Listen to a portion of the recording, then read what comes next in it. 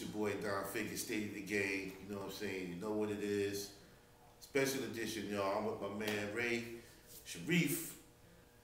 Resurrection after exoneration. Y'all heard that? Resurrection after exoneration. I'm gonna let my man Sharif break it down to you what this is all about, man. Live in New Orleans. Y'all know what it is. It's real, man. Sharif, man, tell me what it's all about, man. Resurrection after exoneration is an organization that me and my boy John Thompson created. We are both with death row exonerees, been on death row here in Louisiana for crimes we didn't commit.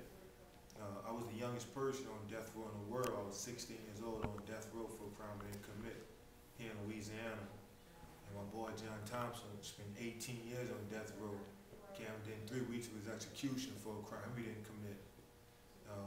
And so when we came home from prison, we came home with no compensation.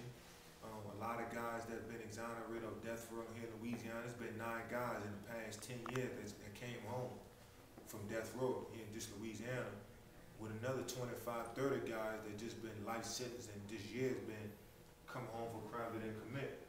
And so many times you see guys coming home wrongfully convicted, getting on drugs, no jobs, no counseling, no schooling.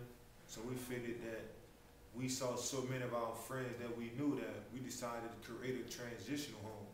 And so Resurrection after exoneration is the only transitional home ran by death row exonerees in America. The only one. Y'all heard that? And we give counseling, we give computer training, we empower our friends to become advocates against the criminal justice system.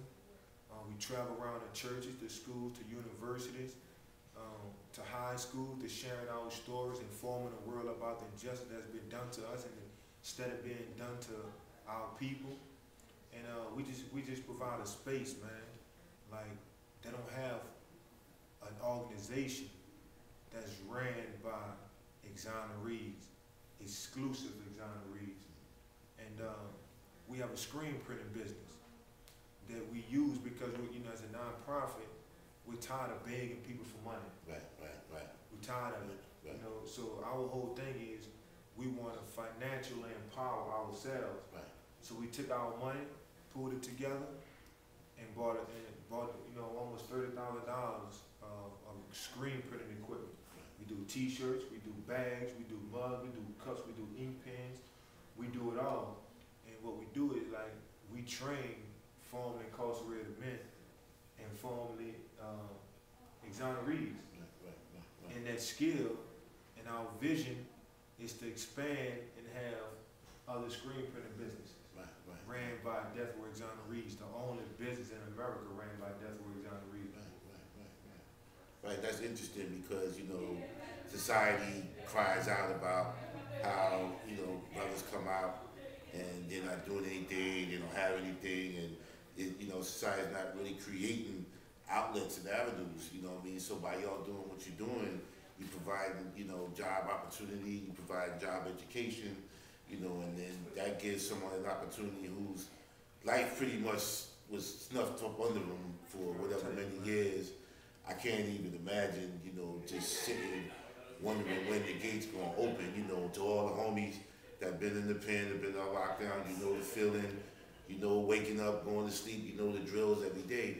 But I mean, we came home, and we came home from doing our little bids and coming home, but to be sitting on death row at 16, 16, you haven't even seen any life yet, just imagine, how was it, Phil? How could you? Man, for one, bro, just to see, it's one thing, to be misidentified, but it's another thing to be framed. Right. And a lot of times we hear about the system doesn't care about young black men. Right. We just a revolving door in the system. But for me, I was playing basketball at the time of the murder, game on videotape, and to have the DA kidnap some of my teammates and opposing teammates so they couldn't testify at the trial. To have a detective called Crime Stoppers and receive a $10,000 reward money for calling Crime Stoppers and saying my name and then building a case on me. know, this the kid you're talking about, man. And so, you know, just to go through the whole experience and to come home, and still like just seeing the trouble that other guys are going through that's been in prison, man. So it's like, it's all about a successful transition. Right. You know, we have to know how to transit. It doesn't matter if I was on death row, life sentence, did 3 years, did 2 years, it's all the same. Right, it's all the same. Whether I'm exonerated or whether you coming home for committing a crime, we still facing the same thing. Right. We still need the counseling, we still need the job training, we still need the budgeting, we still need the employment, we still need the same thing. Right. What's the average amount of time death row exoneree that's in your program have been on death row before they were exonerated?